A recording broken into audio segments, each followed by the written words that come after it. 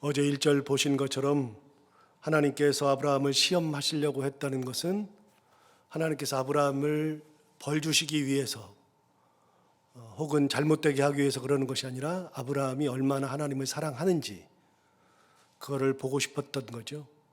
어제도 말씀드린 것처럼 시험이라고 하는 것은 내 실력이 얼마만큼인지를 깨닫게 되고 그 실력을 가지고서 어떻게 해야 할지 그거를 결심할 수 있는 것이 시험이죠. 그러니까 시험은 나쁜 게 아니고 좋은 거죠.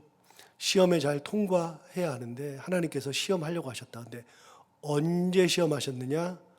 아브라함이 가장 잘 나갈 때, 포기하지 못할 것들이 너무나도 많을 때, 교만할 수 있을 때 하나님께서 시험하신 거죠.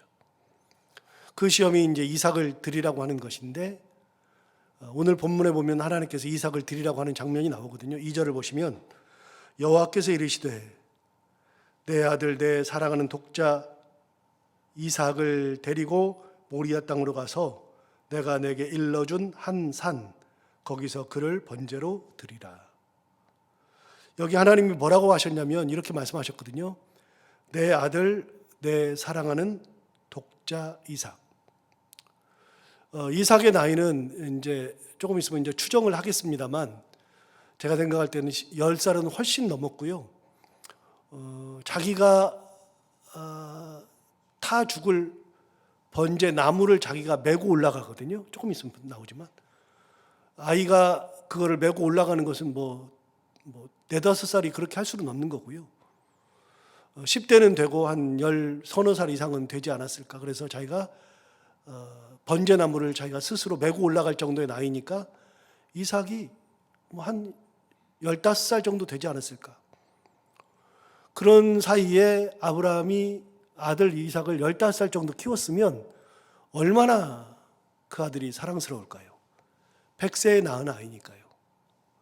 여러분, 우리는 자녀라 그러면 세상 사람들은 뭐라고 생각을 해도 내 자식은 소중한 겁니다. 세상에 두 쪽 나도 내 자식은 소중한 겁니다. 남들은 뭐라 그래도 내 자식만큼은 버릴 수 없고 내 자식만큼은 가장 위하는 것이 내 사랑하는 자식이죠. 기도할 때 다른 사람 기도는 안 해도 내 자식 기도는 하고요. 내 자식 아프면 그거는 내 심장을 띄어서라도 주고 싶은 게 내 자식이고, 내 자식은 특별하거든요. 유산을 남겨줄 때 남의 자식은 죽어도 안 주죠. 내 자식만 주는 거죠. 사람은 다 자기 자녀를 사랑하게 돼 있습니다만 그건 당연한 거지만 아브라함은 100세 때 아들을 낳았습니다. 나이가 들어서 아이를 낳아서 그 아이를 키운다는 것은 남다른 거겠죠. 그만큼 귀하고 사랑하는 자식인데 하나님이 얘기한 겁니다. 내 아들, 내 사랑하는 독자. 하나님도 아브라함이 이삭을 얼마나 사랑하는지를 알았습니다. 그게 보인 겁니다. 내가 사랑하는 독자. 시험이라고 하는 것을 할 때 하나님께서 뭘로 하시냐면 내가 가장 귀한 거, 내게 가장 귀한 걸 가지고 하나님께서 시험하시는 거죠. 그것마저도 내게 바칠 수 있겠느냐. 진짜 어려운 겁니다. 말도 안 되는 겁니다. 그런데 하나님은 그렇게 하시는 거죠. 하나님이 보시기에도 정말로 사랑해요. 거기다가 독자예요. 하나밖에 없어요. 25년을 기다려서 낳은 아들이고 15년을 길렀습니다. 그렇게 사랑하는 독자인데 그 아들 이삭을 바치라고 하는 겁니다. 이제 여기서 이건 접고 다시 한번 2절을 읽어보시면 여호와께서 이르시되 내 아들 내 사랑하는 독자 이삭을 데리고 어디로 가라 그러냐? 모리아 땅으로 가서 내가 내게 일러준 한 산 거기서 그를 번제로 드리라. 하나님께서 어디로 가라 그랬어요? 모리아 땅으로 가라 그랬죠. 거기서 뭐라 그러냐면 내가 내게 일러준 한 산으로 가랍니다. 여러분, 모리아 땅이 어디 있습니까? 모리아라고 하는 것은 제가 우리 교회 부임해서 수요일 날 성경 공부할 때 참 많이 얘기했던 것이 모리아였죠. 이곳은 어디냐? 성경에 나옵니다. 모리아라고 하는 것이 성경에 나오는데 우리 사실은 잘 모르거든요. 그럼 모리아가 뭐냐? 아브라함이 이삭을 바쳐야 되는 그 모리아 땅, 그거는 역대기에 보면 나옵니다. 역대상을 가볼까요?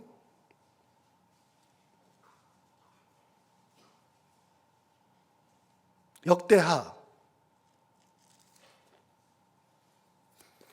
3장. 제가 가지고 있는 성경으로는 구약 성경 658페이지.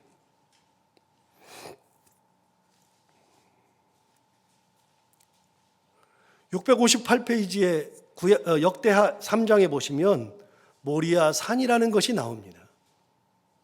창세기 22장 2절에 나오는 것이 여기 역대하에 나오거든요. 자, 그러면 역대하 3장 1절에 뭐라고 되어 있냐? 역대하 3장 1절, 솔로몬이 예루살렘 모리아 산에서. 여러분, 모리아는 어디에 있어요? 예루살렘에 있어요. 예루살렘에 모리아라고 하는 산이 있어요. 예루살렘 모리아 산에 여호와의 전 건축하기를 시작했다. 여러분, 여호와의 전이 뭡니까? 성전이죠. 그러니까 우리가 예루살렘에 있는 솔로몬 성전이 어디에 지어졌습니까? 모리아 산에 지어진 겁니다. 그러니까 우리는 잘 모르지만 솔로몬이 지은 성전은 모리아 산에 있었던 겁니다. 하나님께서 모리아 땅으로 가라, 거기서 이삭을 번제로 드리라 했던 것은 하나님께서 예루살렘까지 가라고 한 겁니다. 예루살렘에 가면 모리아 산이 있거든요. 거기 지금 성전이 있습니다. 여러분, 예루살렘 사진은 한 번씩은 여러분 다 보셨을 거고, 텔레비전에서도 예루살렘 성지순례 같은 거 보셨을 텐데, 예루살렘 전경, 그 구시가지 전경이 쫙 보이죠? 거기에 성전, 이렇게 황금 돔으로 돼 있는 그 성전 있잖아요. 그 황금 돔은 지금 이스라엘의 성전이 아니고 이슬람 성전입니다. 황금 사원. 원래는 그 이제 바위 사원인데, 그 왜 바위 사원이라고 부르느냐? 그 황금 사원이라고 부르는 것은 이해가 되시죠? 이렇게 돔을 보면 이렇게 동그란 게 거기가 황금으로 다 덮여 있으니까 우리가 흔히 황금 사원이라고 그래요. 그런데 실제 이름은요, 바위 사원이거든요. 왜 바위 사원이냐? 여러분, 그 황금 돔에 이렇게 동그란 그 돔, 황금으로 칠해져 있는 돔 한 중간으로부터 시작해서 추를 매달으면 추가 쭉 내려오잖아요. 이렇게 그 직진으로 쫙 내려오잖아요. 밑으로. 그 추 밑으로 딱 내려오면 거기 딱 그 밑에 거기에 돌이, 큰 돌이 있습니다. 그러니까 그 이슬람 사원 안에 큰 돌이 있습니다.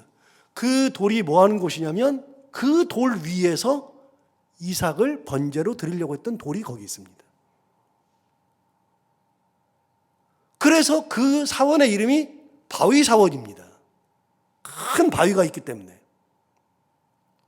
그러니까 우리는 그곳을 들어가고 싶어도 못 들어가요.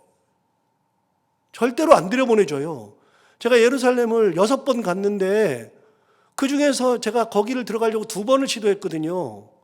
그런데 거기는 들어가는 것부터 검색대를 통과해야 되거든요. 검색대를 통과해서 들어가 보는데 그 마당까지는 들어가요. 뜰 안까지는 들어가는데 성전, 그 성전은 못 들어가게 합니다. 절대로. 외부인들은. 들어간다 그러면 못 들어가게 해요. 그래서 좀 보겠다 그러면 안 된대요. 누구만 들어가냐 그랬더니 이슬람 교도들만 들어간대요. 무슬림들만. 나는 이 안에 있는 바위를 진짜 보고 싶어서 내가 개신교 목사인데 들어가고 싶다. 안 된대요. 못 들어가요, 우리는. 그래서 볼 수가 없어요. 그런데 사진으로는 볼 수 있어요. 거기. 이삭을 드렸던 그 바위가 사진으로는 있어요. 그리고 여러분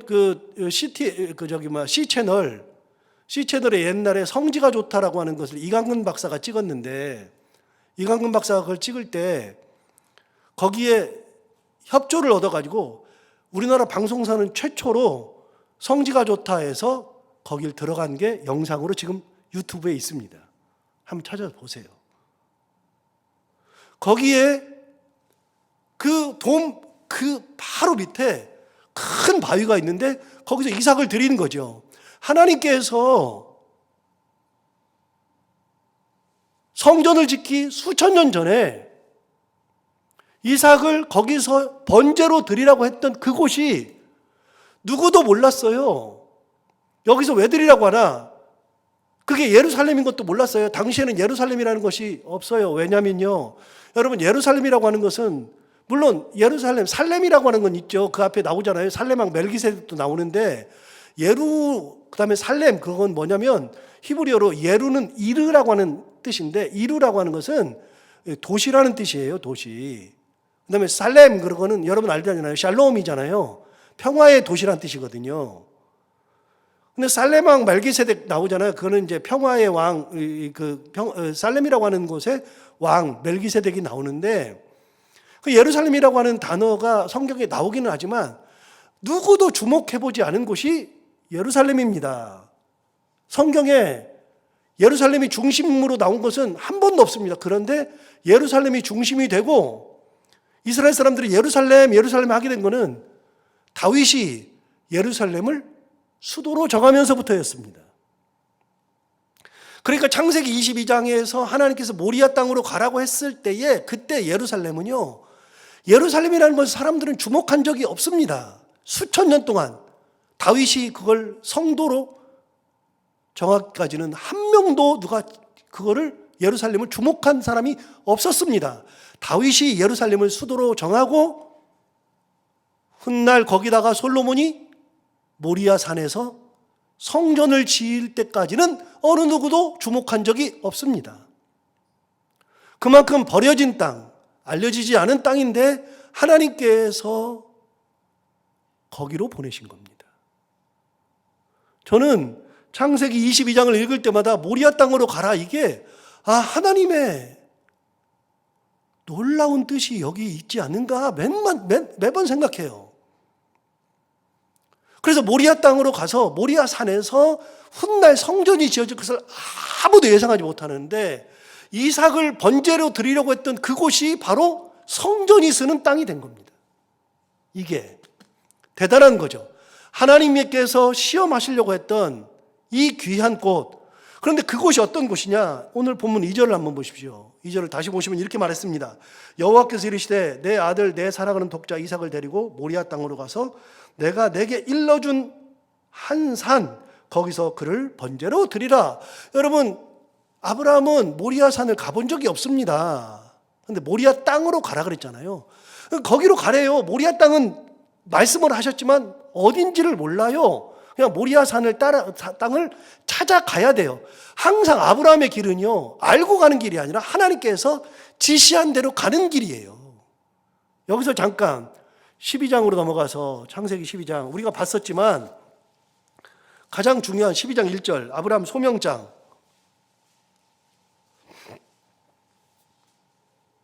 12장 1절 너무나도 중요한 구절이죠. 아브라함을 불렀을 때 이렇게 말했잖아요.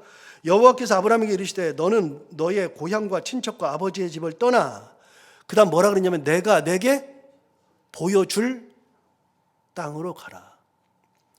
여러분, 이 땅은 아브라함이 가고 싶어 했던 땅이 아닙니다. 이게 가나안인데 가나안을 아브라함이 가겠다고 한 게 아닙니다. 그냥 하나님께서 보여줄 땅으로 가라고 일방적으로 말씀하셔서 순종해서 간 길이지.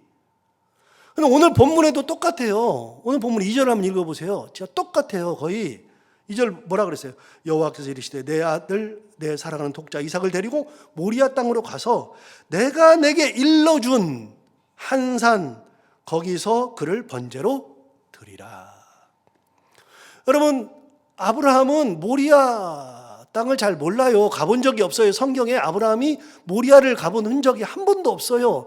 그런데 하나님께서 그럼 모리아로 가라 그랬을 때 몰라요. 모르지만 하나님께서 보내신 거예요. 아브라함의 길은요, 하나님께서 보내신 길을 따라간 것이고, 알지 못하나 순종하며 가는 길이고, 그곳을 가르쳐 줬긴 했어도 가르쳐 준 길마저도 아브라함은 잘 모르는 길을 간 거예요. 뭘로요? 믿음으로. 어제 봤잖아요. 히브리서 11장 17절. 믿음으로 따라간 길입니다, 이게. 순종하면서 따라간 길. 그런데 여러분, 믿음으로 따라간 길이 수천 년이 지나고 보니까 거기에 뭐가 서 있어요? 성전이 서 있잖아요. 성전이. 자, 하나 물어봐요.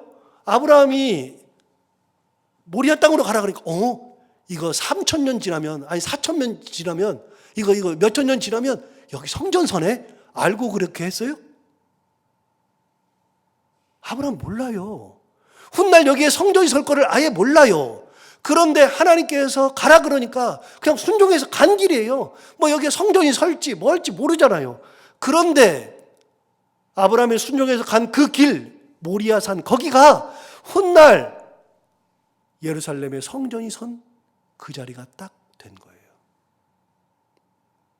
여러분, 하나님 앞에 순종하며 가는 길은 내가 몰라요. 어딘지 모르고 뭔지 모르고 아무것도 모르지만 순종하면서 간 그 길을 가보면 하나님께서 거기다가 성전을 세우시는 거예요. 가봤더니 하나님께서 보여줄 땅으로 가라 그래서 가봤더니 가나안 땅이에요. 가나안 땅. 자, 여기서 잠깐, 오늘 설교랑은 약간 상관이 없는데 문명사적인 해석을 제가 성경을 이렇게 풀이할 때 많이 하잖아요. 역사적 해석과 더불어서 문명사적 해석을 많이 하는데, 여러분, 고대 문명은 고대 4대 문명이 있다고 그랬잖아요. 고대 4대 문명. 메소포타미아 문명, 나일 문명, 그 다음에 황하 문명, 인더스 문명. 여러분, 황하 문명은 이 고대니까 옛날 옛적 고리짝 얘기니까요. 그 당시에 황하 문명은 중국의 황하강 있잖아요. 강을 따라서 발달한 문명이 황하 문명이에요. 고대 문명은 전부 다 강 문명이에요. 강. 물이 있어야만 되는 거거든요. 황하 문명이에요. 거기에 사람들이 살죠. 살다 보니까 문명을 이루었죠. 인더스 문명은 어디 있어요? 인더스 강 어디 있어요? 인도에 있잖아요. 인도에 있는 인더스 강을 중심으로 문명이 발달했어요. 나일 문명은 어디예요? 이집트의 나일강 줄기를 따라서 문명이 발달했죠. 메소포타미아 문명은 뭐예요? 메소포타미아는 티그리스 강과 유프라테스 강, 두 강을 끼고서 만들어진 문명. 메소포타미아라는 말뜻 자체가 강과 강 사이라는 뜻이에요. 어떤 강이요? 티그리스와 유프라테스 강. 그래서 강과 강 사이의 문명이에요. 고대 4대 문명이 4개인데 아브라함이 원래 살던 곳은요, 태어난 곳은요, 갈대아 우르예요. 제가 설명했잖아요. 갈대아 우르는요, 티그리스 강이 이렇게 위에서 흐르고 내리고 유프라테스 강이 아래에서 흘러서 내려서 이 두 강이 만난 다음에 만나서 쭉 내려와요. 하나의 강으로 내려와요. 그래서 아라비아만으로 흘러 내려가는데 이 두 강이 만나서 쭉 내려와서 하구, 메소포타미아 하구, 하류 쪽에 여기에 갈대아 우르가 있어요. 아브라함이 어디 살았어요? 메소포타미아 문명에 살았어요. 그런데 하란으로 갔잖아요. 하란이 어디 있어요? 티그리스 강, 유프라테스 강 그쪽에서 유프라테스 강 위쪽에, 그러니까 강 상류 쪽, 여기가 하란이에요. 결국은 아브라함은요, 원래 태어난 곳은 메소포타미아 하류, 그리고 아버지 따라 이동한 곳은 하란, 즉 메소포타미아의 유프라테스 강 상류 지역에 문명을 이루고 살았어요. 먹을 것이 얼마나 풍부해요. 그런데 하나님이 어디다가 내가 너에게 보여줄 땅으로 가라. 그래서 순종해서 갔더니 그곳이 가나안이에요. 여러분, 가나안은요, 척박한 땅이에요. 아무것도 자라지 않아요. 그런데 하나님이 그렇게 문명적으로 먹고 살 것이 아무것도 지장이 없는 그곳에서 가나안 땅, 척박한 땅으로 박아놓으니까 기근이 드니까 어떻게 해요? 먹고 살 게 없잖아요. 그러니까 어디로 내려갔다 그랬어요? 이집트로 내려갔죠. 이집트의 무슨 문명? 나일 문명. 가면 먹을 것이 너무나도 많잖아요. 문명이 좋잖아요. 그쪽 찾아간 거예요. 그런데 또 하나님께서 거기서 끄집어다가 어디다 갖다 놨어요? 다시 가나안에다가 처박아 놨어요. 무슨 말이에요? 사람들은요, 문명을 찾아다니고 먹고 살 것을 찾아다니고 또 문명 찾아다니고 먹고 살 걸 찾아다니고, 아브라함은요, 2개의 문명을 다 경험한 사람이 아브라함이에요. 그런데 하나님께서 그를 그런 문명 지역, 먹고 살 것이 지장이 없는 그런 지역에다 놔두는 게 아니라 다시 끄집어다가 척박한 땅, 아무것도 나지 않을 만한 척박한 땅에다 끄집어다가 딱 집어넣어 놨는데 다시 가니까 또 끄집어다가 또 걷다 놨어요. 여러분, 하나님은요, 바보 멍청이에요? 먹고 사는 거야. 그쪽이 더 낫죠.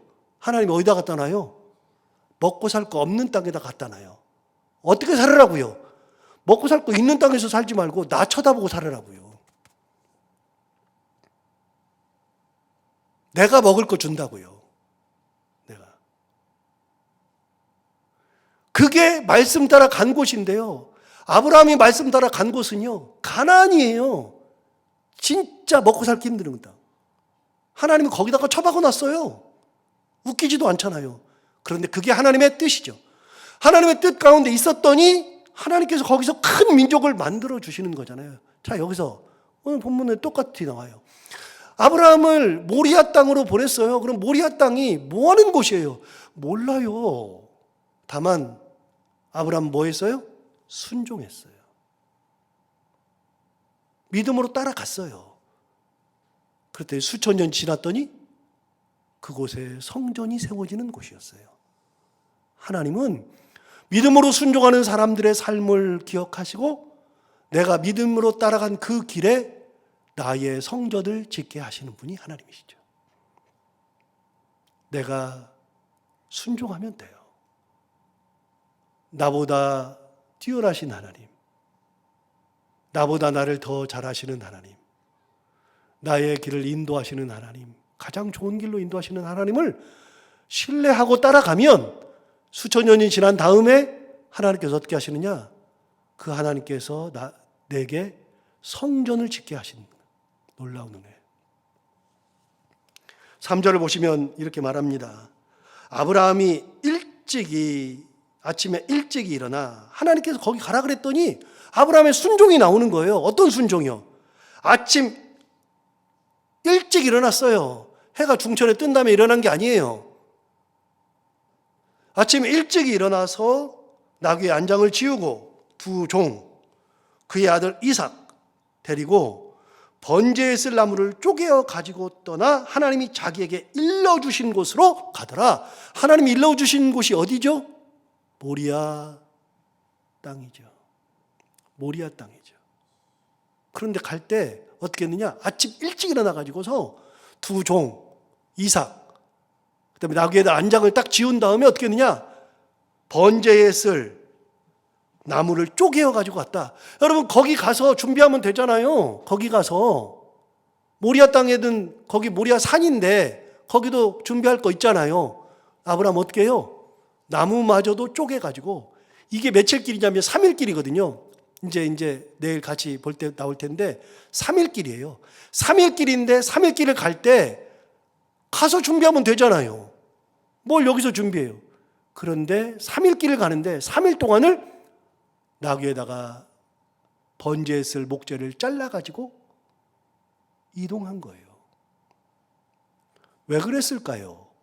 잘 모르죠. 성경이 말하지 않으니까. 제가 추측하기로는 거기서 준비하다가 포기할지도 몰라요. 준비하다가 내가 지금 뭐 하는 짓이지? 그럴지 몰라요. 아브라함은 처음부터 마음을 다 잡죠. 해가 중천에 떠서 일어나면 내일 가지 뭐. 그 다음날 또 해가 중천에 뜨면 또 내일 가지 뭐. 그러다 보면 포기할지 몰라요. 아브라함은 그러지 않았어요. 말씀 주신 대로 그대로 순종해서 가죠. 그 길이 훗날 성전이 서는 그곳. 하나님 앞에 절대 신뢰하고 순종하며 따라가는 그 길. 비록 우리가 보기에는 어떨지 몰라도 그 길을 따라가면 하나님께서 우리의 삶에 성전을 지어주신다는 것 다시 한번 생각하고 그 믿음으로 살아가는 우리 모두가 다 되기를 바랍니다. 기도하겠습니다. 하나님 아버지 감사합니다. 오늘도 귀한 말씀으로 우리를 깨우쳐 주시고 은혜 주셔서 감사합니다. 이 말씀 듣고 우리가 또 오늘 힘내고 그렇게 살기를 결단하게 해주셔서 감사합니다. 하나님 아버지, 깨닫지 못했는데 아브라함이 간 그 길은 훗날 성전이 섰던 그 길, 하나님 아버지 우리도 믿음으로 그렇게 순종하며 그렇게 하나님의 말씀 따라 살아가는 저희들 되게 하여 주옵시고, 우리 가정에 모리아산에 섰던 성전을 세우고 나의 삶에 이런 성전을 세우고 그리고 하나님의 말씀만 따라갈 수 있는 저희들 모두가 다 되게 하여 주옵소서. 하나님 아버지, 오늘 이 새벽에 나올 때 무명으로 범사에 감사해서 귀한 예물 드리는 분이 계십니다.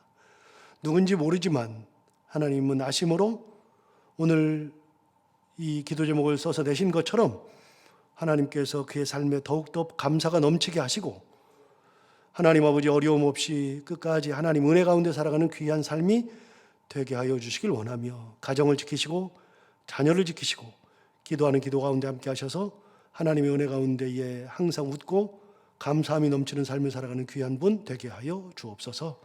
하나님 아버지, 오늘도 기도하러 나온 사랑하는 모든 분들 기도를 들어 응답하여 주옵시고, 오늘 또 하루를 살아갈 때 해야 되는 것들을 기쁨으로 잘 감당하고 만나는 분들과 함께 웃고 행복한 하루가 되게 하여 주옵소서. 예수님 이름으로 기도하옵나이다. 아멘.